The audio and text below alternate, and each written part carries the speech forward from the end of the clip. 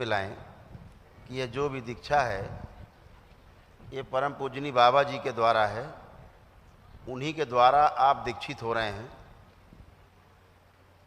गुरु के रूप में परम पूजनी बाबा जी ही हैं और उन्हीं का धन्यवाद करना है, उन्हीं को सुमिरन करके अपना रोज़ की पूजा शुरू करनी है। भगवान भोलेनाथ को और माँ को सुमिरन करें, रोज़ प्रार्थना पूजा करें जो कर सकते हैं। शुरुआत पूजनी बाबा जी को प्रणाम करके और फिर बाकी करना है, ये हमेशा ध्यान रखना है। पूजन जो है वो शिव का ही करना है, बाद में शिव की ही आराधना करनी है। मेरा कहने का, अब कक्षा 6 में जाना है तो आप स्कूल ही नहीं छोड़ रहे हैं। हाई स्कूल कर लिया, इंटर कर लिया, अब आपको कॉलेज में जाना है, दाखिला लेना है, आपका स्कूल ही नहीं छूट रहा। आप कह रहे हैं हम तो स्कूल नहीं छोड़ेंगे, हमें तो बड़ा अच्छा लगता है, गुरु हमारे बहुत अच्छे हैं। तो समय पे आपको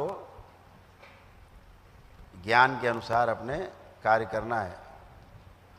जब तक आप बच्चे होते हैं, उंगली पकड़ के माता पिता आपको सड़क पार कराते हैं, लेकिन जब आप धीरे धीरे बड़े हो जाते हैं और इस लायक हो जाते हैं कि स्वयं सड़क पार कर सकें और दूसरों को करा सकें, तब माता पिता आपकी उंगली नहीं पकड़ते हैं। फिर आपको अपने ज्ञान के आधार पर निर्णय लेना है पार होने का। तो गुरु तो प्रमाण के लिए है, आपकी आश्वस्ति के लिए है कि जैसे गुरु पहुँचे ऐसे हम भी वहाँ पहुँच सकते हैं। तो गुरु आपके लिए मॉडल है, गुरु आपके लिए एक मॉडल की तरह काम करता है, देखने वाला मॉडल। लेकिन जो हमें करना है वो आराधना शिव की करनी, माँ की करनी, पूर्ण की करनी। दोनों जैसे अर्धनारीश्वर, ऐसे दोनों से ही प्रकृति पूरी होती है। जब दोनों होते हैं, पुरुष और प्रकृति, तब सृजन होता है। पुरुष नहीं हो तो प्रकृति होगी नहीं, पुरुष है तो प्रकृति होगी होगी, उससे अलग नहीं किया जा सकता है। लेकिन वो देखना हमारा, जो हमारी दृष्टि है, जो हमारी दृष्टि है,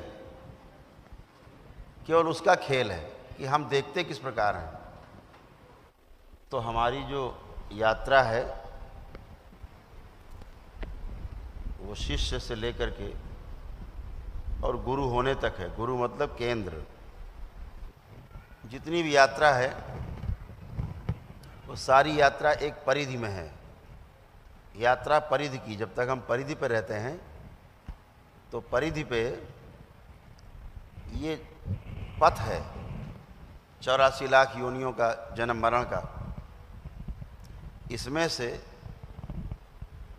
जो जानने का प्रयास करता है, जैसे आप शुरू करने जा रहे हैं,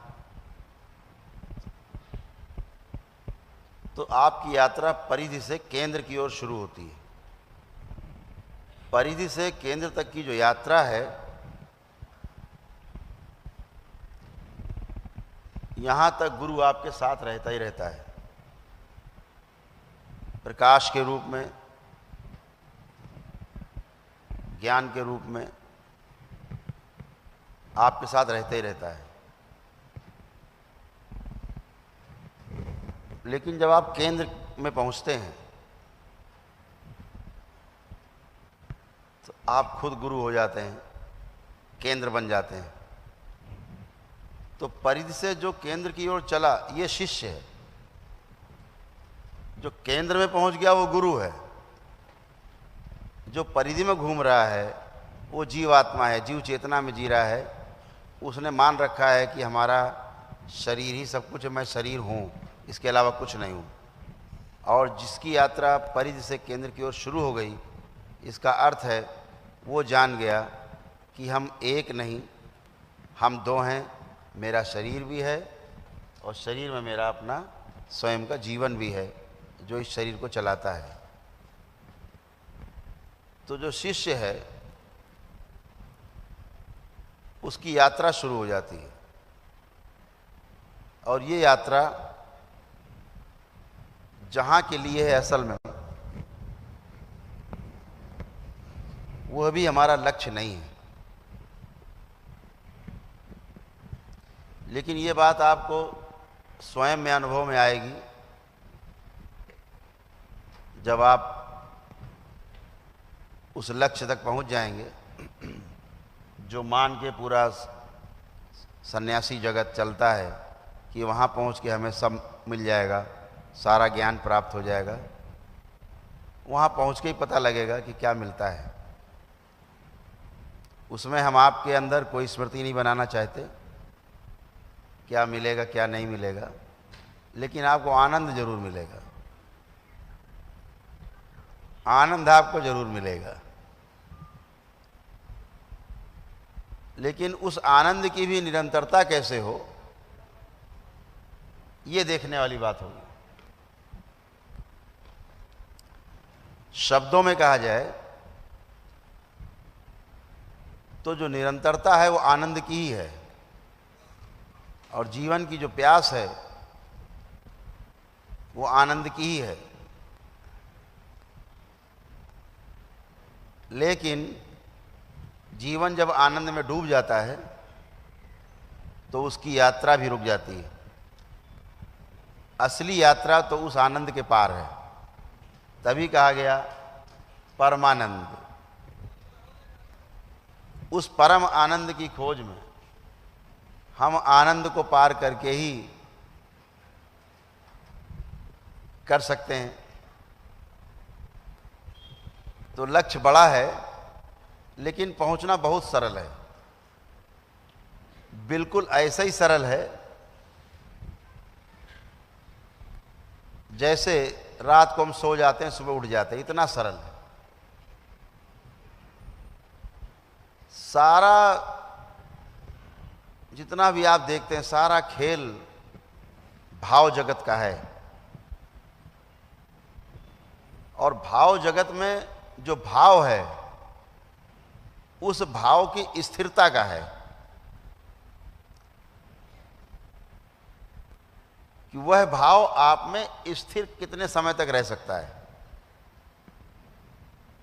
जैसे आपने तमाम बार अनुभव किया होगा,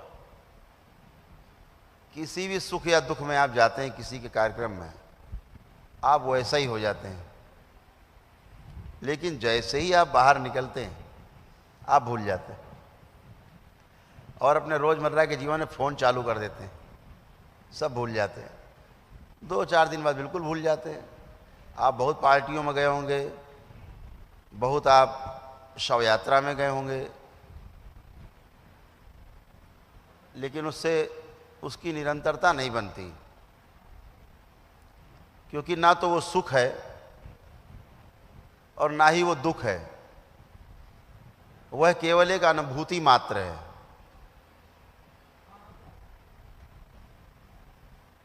अभी यहाँ पंखा चल रहा है, मेरे बोलने के पहले तक आपको इसका सुख नहीं पता लग रहा है, लेकिन अभी ये बंद हो जाए तो अभी पता लग जाएगा कि यार बड़ा दुख है, कष्ट है। लेकिन अगर ये चलता रहे, दिन भर आप बैठे रहो, तो आप इसको भूल जाओगे कि सुख दे रहा है ना, ध्यान नहीं है। तो ये सुख नहीं है, अनुभूति है। जब अनुभूति आपके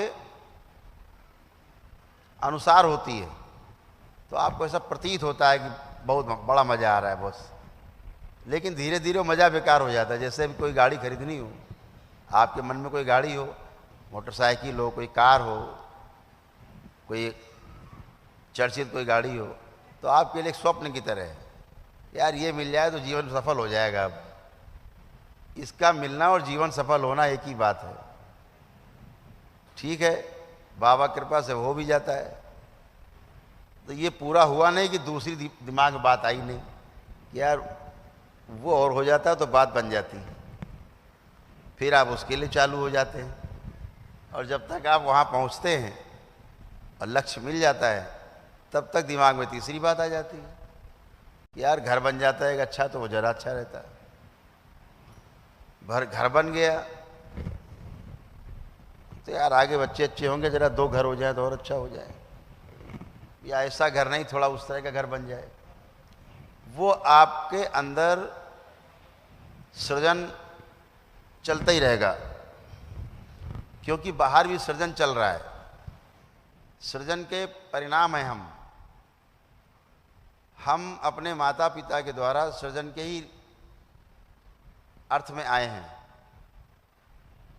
और हम कितने कमज़ोर हैं, हमने अपने को मान रखा है कि हम बहुत तुर्रमशाह, ठीक, लेकिन अपने को सोच के देखिए कि क्या आपने अपने को पैदा किया है,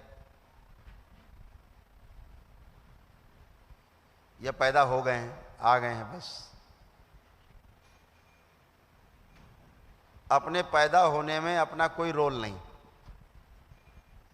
अपना कोई रोल नहीं है, आ गए।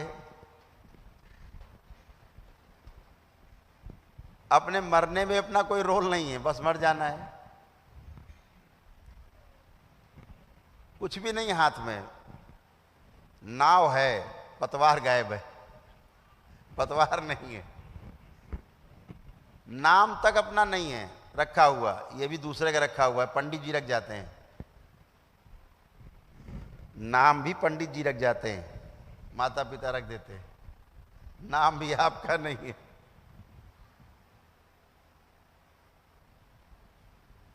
कुछ भी आपका नहीं है।